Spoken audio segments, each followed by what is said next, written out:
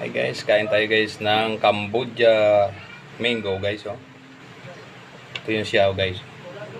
Oh, yan ang masarap ito guys sa American mango guys, oh. Cambodia mango. Akala ko nga avocado. Yan guys, oh. 4 na piraso, 100. So ito siya guys. Iniwa ko na, ha. Kain tayo guys, tapos bagoong. Bagoong guys, oh. Ito siya. Tamis siya.